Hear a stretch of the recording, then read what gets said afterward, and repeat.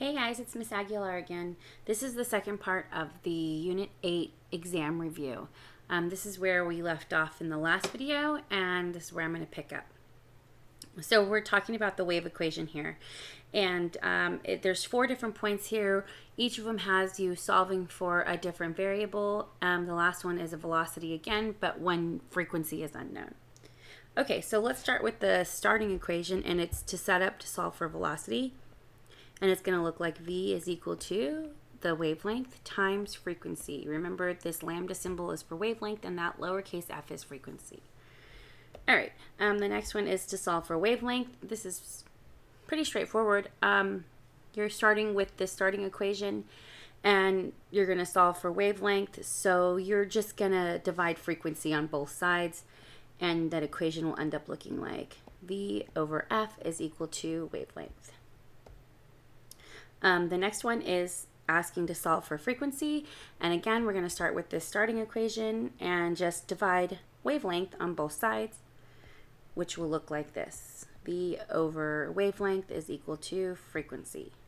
Now this last one is asking us to set up the equation to solve for velocity when frequency is unknown. Typically, and actually the only time we'll ever do this, is if we have period but we don't have frequency, because remember, frequency is just 1 over t, or 1 over the period. Okay, so how do we do that? We do V is equal to wavelength, and then this is where we replace let me just write this here, this is where we replace f with 1 over t, because we will have the period in a problem like this one.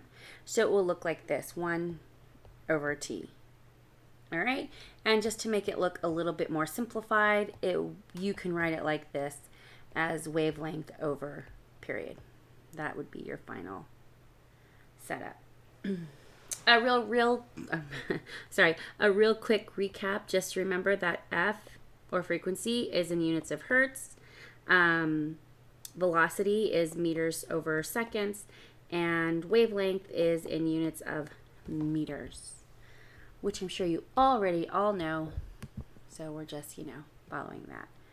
Okay, so here's a pretty detailed question. I probably won't have one like this exactly on the exam. I mean, I probably have this picture set up, and then maybe I'll have you solve for frequency and maybe velocity, but not all of them.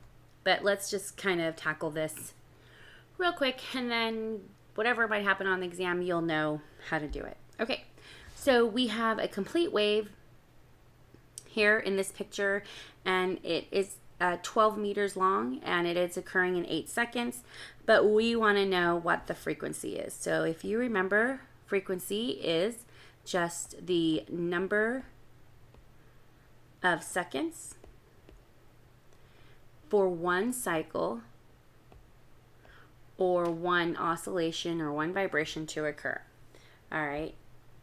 Oh wait, I have that switched. I'm sorry. Let's erase this part. Sorry guys, that's not frequency. That is period. Period is the number of seconds for one cycle to occur. Sorry. Frequency, see how easy it is to switch them up? Frequency is the number of cycles in 1 second. So how many cycles will occur in 1 second? That's frequency. And the number of seconds for one cycle to occur, that's period. And this is helpful to know that the units of period are seconds, and the units for frequency is hertz. If you ever get slightly confused, just think of what the units are for period. The units for period are seconds, so it's going to be the number of seconds. All right. Okay, so how do we figure out what the frequency of this wave is? Well, let's see. We have to first figure out how many waves are actually occurring here, or how many wavelengths. And we have 2 wavelengths. But this isn't quite the frequency, because remember, frequency is asking for the number of cycles in 1 second. And we have 8 seconds occurring here.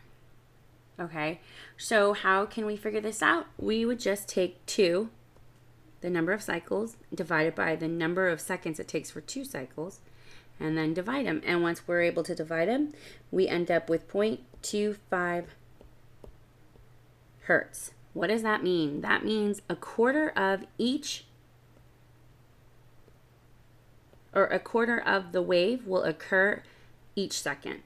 All right, so 1 second will pass, a fourth of this entire wave will have passed, and so on and so forth. All right, so now that we have this all written up here, why don't we just talk about period?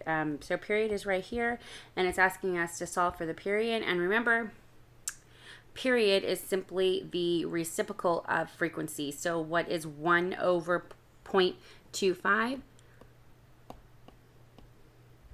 That's a 5, sorry. Well, it's 4. And our units are seconds. All right? Okay. Hopefully that's not too confusing. It is really straightforward. It's just for some reason it's confusing. And I think if you just keep telling yourself over and over again, then you should be okay. Again, like I just got it confused. It happens. All right, guys, so wavelength. How do we solve for wavelength? Well, we have the number 12 meters here, and 12 meters is the entire stretch here. And this entire stretch is 2 cycles or 2 wavelengths. So we just want to know what the length of one wavelength is, okay? And if we just divided it by 12 into 2, or 2 by 12 or whatever, we would end up getting 6 meters for one wavelength. How about amplitude? Well, amplitude is measured from the equilibrium to the bottom of the trough, or equilibrium to the top of the crest. We have 5 meters here, but this 5 meters represents the top of this crest to the bottom of that trough. So how do we solve for just half of that?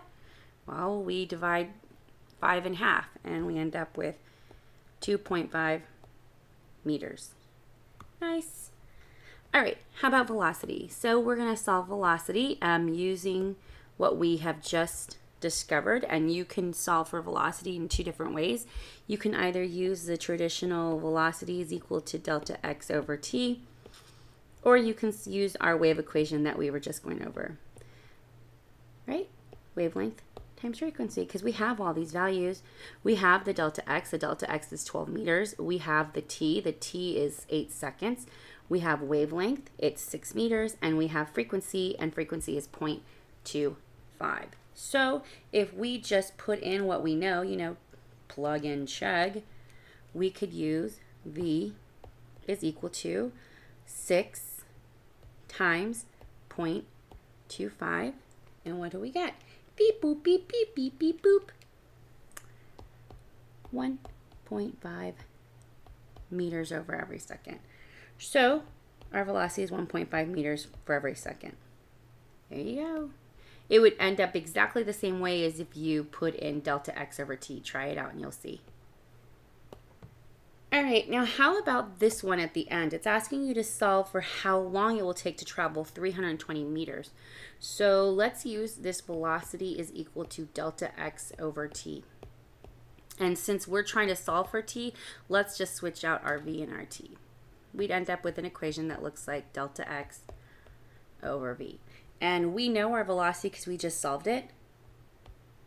It's 1.5 meters for every second. And we know the delta x because it says right here, it's asking us to solve for the amount of time it takes to go 320 meters if you're traveling at a rate of 1.5 meters for every second.